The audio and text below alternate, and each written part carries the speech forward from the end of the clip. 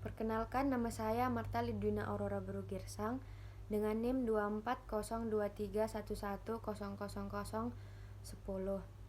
Nah, pada presentasi ini saya akan membahas tentang proteksionisme digital di era social commerce dengan studi kasus kebijakan larangan impor di TikTok Shop.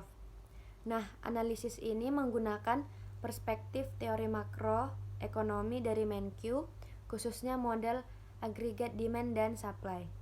Nah, perkembangan ekonomi digital membuat cara berdagang berubah secara cepat.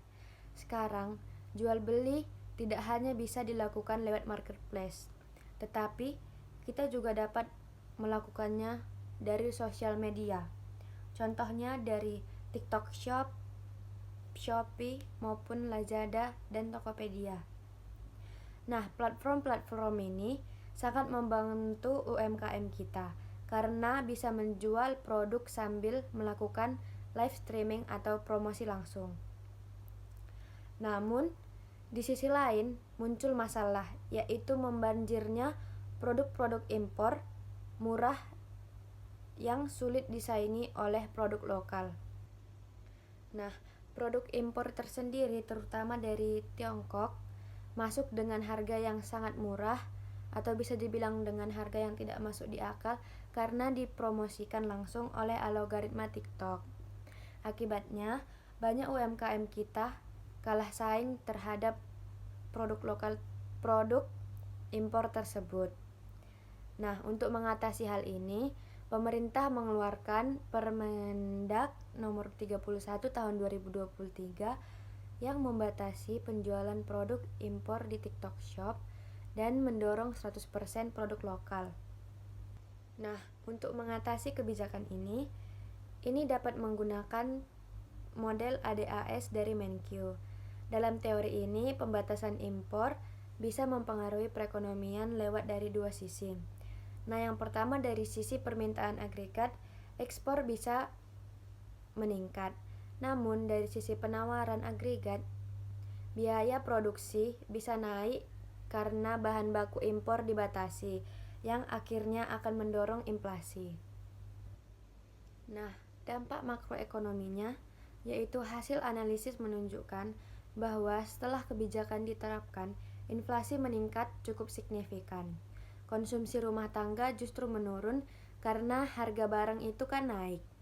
Namun di sisi lain, neraca perdagangan membaik dan output UMKM mengalami peningkatan meskipun tidak merata. Nah, dampak tersebut terhadap UMKM yaitu dampak kebijakan sangat berbeda antara sektor. UMKM makanan dan minuman justru tumbuh pesat karena bahan bakunya lokal. Sektor fashion mengalami kenaikan biaya produksi, sementara itu dari sektor elektronik paling terdampak karena sangat bergantung pada komponen impor. Nah, bagaimana sih dari sisi perilaku konsumen? Nah, dari sisi perilaku konsumen tersendiri terjadi perubahan perilaku belanja.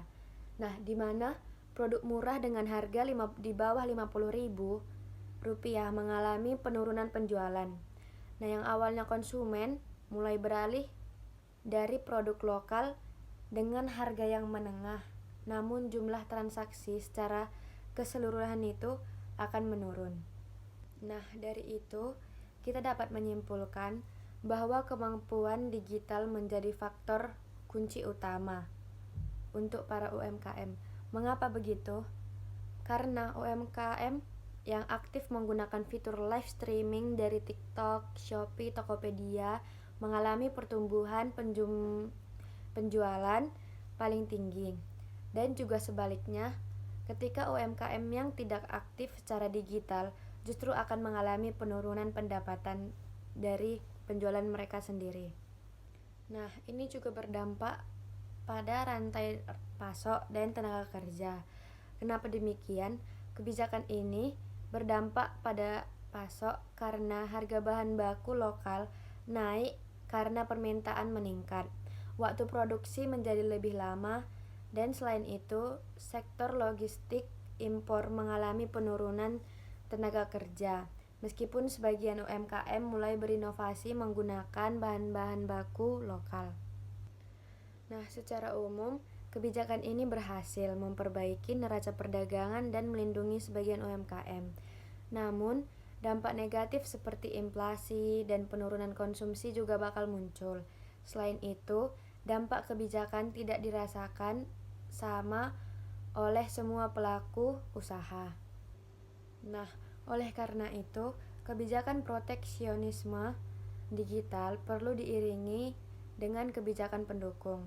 Misalnya seperti pelatihan digital untuk UMKM, akses pembiayaan, serta kerjasama dengan platform digital agar UMKM kita bisa lebih kompetitif. Kesimpulan dari semua yang sudah saya jelaskan, yaitu kesimpulannya proteksionisme ini bukan hanya soal membatasi impor, tetapi juga bagaimana kita dapat mendorong UMKM agar lebih kompetitif, lebih semangat, lebih produktif, inovatif, dan siap berjuang di era digital dengan berbagai negara. Demikian dari presentasi saya. Jika ada kata salah mohon dimaafkan. Wassalamualaikum warahmatullahi wabarakatuh.